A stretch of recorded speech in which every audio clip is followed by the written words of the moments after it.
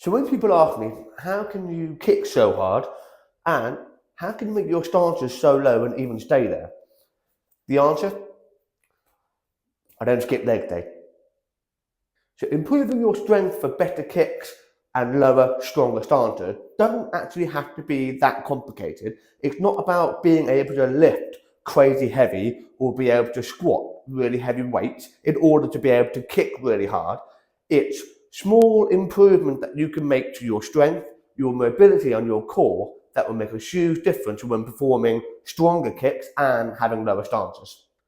Hello and welcome back to the Knowledge Karate Academy YouTube channel. Now, if you just joined us, the whole purpose behind this video and all our other videos that we post is to help everybody and anybody with a few little tips that they'll be able to find really helpful that they can either train at home or when they go to the dojo. So if you just joined us and you haven't subscribed yet, make sure you click that subscribe button and I hope you enjoy this video. So the whole point behind this video is to show you how you can improve your strength in your legs without sending you off to a gym to try and squat a ridiculously heavy weight. The idea behind this is to use simple body weight exercises, being able to use resistance band and some simple small weight that you can use at home. The great thing about these is that you can get these online or on Amazon for a really good price, and it's not about lifting really heavy weights. It's being able to do everything properly, and this way you can improve your strength little by little and being able to also help engage your core so you've got a nice strong set of abs, as well as having good mobility in your legs and your hips, which will help you with your kicks and your stances. So we start with the really obvious one, body weight squats. Now, this is a really good way to improve your strength as well as improving your core stability, because you're doing this in a nice controlled manner. You're not going up and down really quickly to put strain on your joints. And it's really good for your mobility because you're moving your hips in a really good way, and that way it will help you generate power using the correct muscles. When you're doing this, it's making sure that you're moving in a nice controlled manner and everything is done slowly, first of all, to build up your strength. Once you start feeling more confident, you can start going a little bit faster, but it's making sure you keep good control of your actions when going up and down so you don't strain your joints.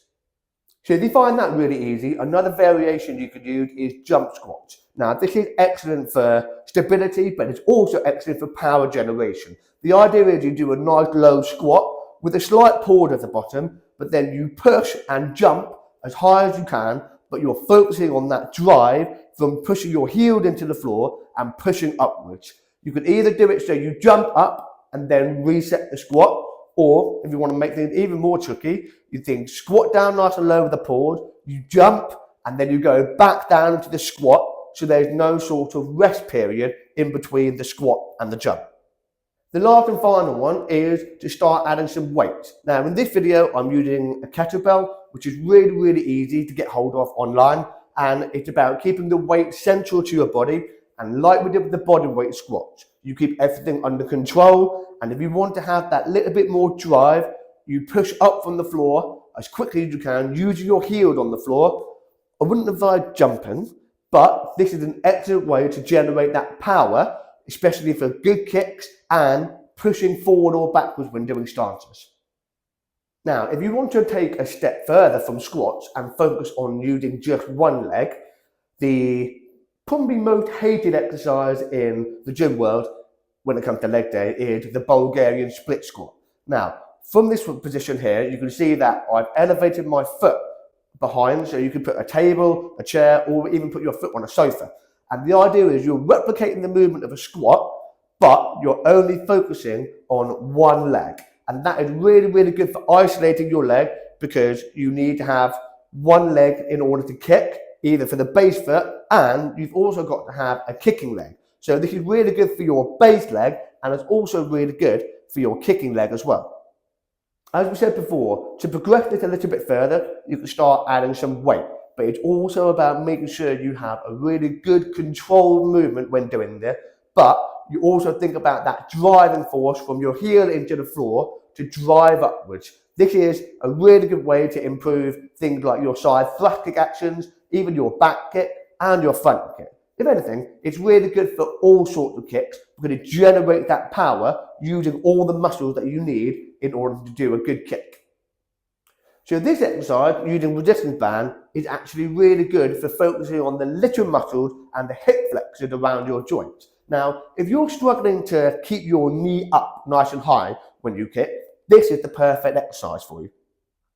So if you're struggling to get your knee up nice and high, or you feel that when you've recovered your kick, you start to drop your knee, this is a really good exercise because it maintains that strength in your hip. So one, you can keep your knee up nice and high while performing the kick and after the kick. So it means you could potentially perform multiple kicks, or it just makes sure that when you do lift your knee up to kick, you've got that bit more driving force. To mix things up a bit, you could add a little bit of weight and you could use this on the opposite hand. This is actually a really good way to improve your core strength as well as the little muscles in your hips. This is really good for maintaining your balance as well, because if you can have multiple things going on at once, think about how good your kicks will be once you improve your strength in your hip as well as being able to improve your overall strength in your legs. Your kicks will be so much better and you'll be able to keep your balance so much better. So this exercise is a small bonus exercise and it incorporates kind of everything from leg strength, good core strength and stability. So as you can see from the exercise, you're moving forward and backwards into a lunge, which helps with your leg strength. And as well as that, you're switching your arms over to whichever hand is holding the weight. This is really good for your stability and your core, because if you change your weight over and you lose your balance, it's about making sure you hold that stability in your core nice and strong.